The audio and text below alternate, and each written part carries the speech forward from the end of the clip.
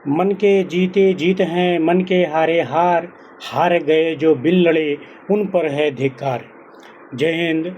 आप सभी लोगों को आज हम अगले सीज़न में आगे आगे चल रहे हैं। हमने आपको बताया था कि आज हम जितने भी नदी तंत्र है सब के बारे में हम एक एक टॉपिक लेकर आएंगे। मैं गारंटी देता हूँ आप लोगों को, मैं गारंटी देता हूँ आप लोगों को कि जितना नदी तंत्र पढ़ाऊँगा उसमें से एक भी क्वेश्चन बाहर नहीं जाएगा। मतलब जितना आप नदी तंत्र के बारे में पढ़ेंगे टोटल आपका क्वेश्चन वहीं से फंस जाएगा। तो हम आगे चलते हैं। आज हमारा पहला जो पार्ट है वो सिंधु नदी तंत्र है। कौन सा? सिंधु नदी तंत्र है। कौन सा? सिंधु नदी तंत्र। बस आपको एक चीज़ मैं कहना चाहूँगा कि हमारे चैनल को थोड़ा लाइक और सब्सक्राइब कर दीजिए ताकि हमें भी थोड़ा सा मोटिवेट मिलता रहे। ठीक है, आप देख रहे हैं ये है हमारा भारत का मैप। कौन सा? ये है हमारा भारत का मैप। और सिंधु नदी तंत्र कौन सा? सिंधु नदी कहाँ से निकलती है और कहाँ इसका निकास द्वार है, हम फुल डिटेल में जानेंगे इसके। और इसकी सहायक नदियाँ कौन कौन सी हैं। ओके, तो हम देखिए ये है हमारा पूरा का पूरा सिंधु नदी तंत्र। कौन सा? सिंधु नदी तंत्र। देखो सबसे पहले हम जानते हैं कि सिंधु नदी तंत्र जो निकलता कहाँ से है। सिंधु नदी तंत्र जो है निकलता कहाँ से है।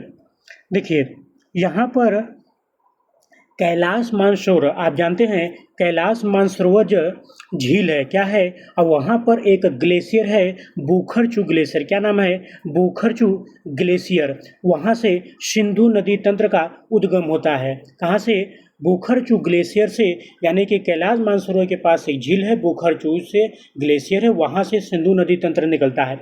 ये भारत में दमचौक स्थान है। कौन सा? भारत में, यानी लद्दाख के पास एक स्थान है दमचौक, वहीं से सिंधु नदी क्या करती है, भारत में प्रवेश करती है। क्या करती है? भारत में प्रवेश करती है।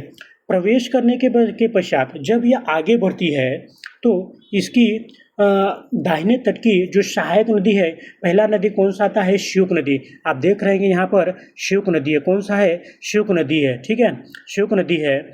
और ये श्योक नदी रियो ग्लेशियर से निकलती है। कहाँ से? रियो ग्लेशियर से निकलती है। और इसकी एक सहायक नदी है नुब्रा नदी, और यह नुब्रा नदी जो है सियाचिन ग्लेशियर से निकलती है। ये दोनों आपस में मिलकर के सिंधु नदी की सहायक नदी बनती हैं। फिर हम आगे जब बढ़ेंगे तो गिलगित नदी। कौन सी? गिलगित नदी। फिर उसके पश्चात हमारा देख रहे हैं स्वात नदी। कौन सा? स्वात नदी। फिर काबुल नदी। ये दोनों आपस में मिलकर के सिंधु नदी में मिल जाती हैं। फिर उसके नीचे हम आएंगे कुर्रम नदी। कौन सा? कुर्रम नदी। फिर उसके नीचे है गोलम नदी, और ये जो है सिंधु नदी की सहायक नदी। और ये सिंधु नदी कहाँ पर? अरब सागर में। कहाँ पर? अरब सागर में जाकर के नए निकासी हो जाती है। अब हम इसके देखेंगे बाएं तट की जो सहायक नदी कौन कौन सी हैं। ठीक है, तो सबसे पहले हम आते हैं झेलम नदी का। कौन सा? झेलम नदी।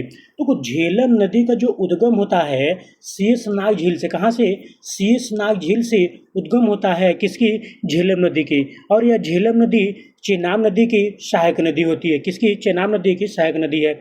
और देखो चेनाब नदी कहाँ से निकलता है? बाड़ालाचा दर्रा से। कहाँ से? बाड़ालाचा दर्रा से। बाड़ालाचा दर्रा से दो नदियाँ निकलती हैं। कितनी? दो नदियाँ निकलती हैं।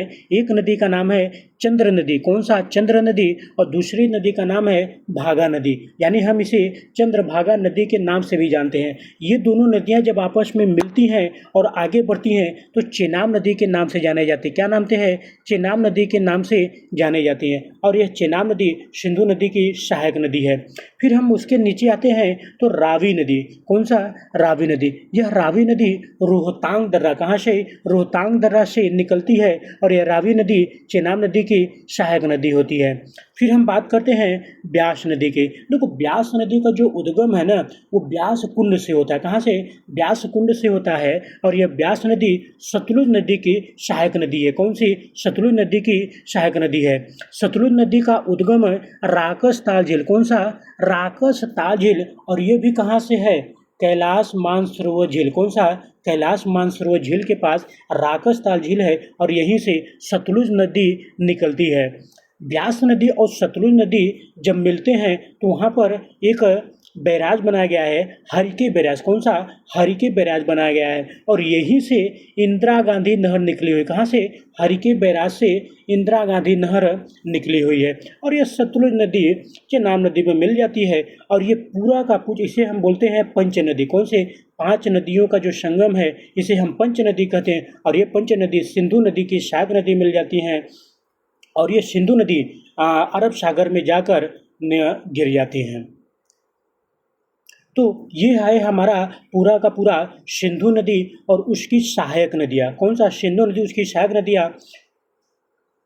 और लास्ट में मैं यह कहूँगा कि आप हमारे चैनल को लाइक, सब्सक्राइब और कमेंट करिए ताकि हमें भी थोड़ा सा मोटिवेट मिलता रहे।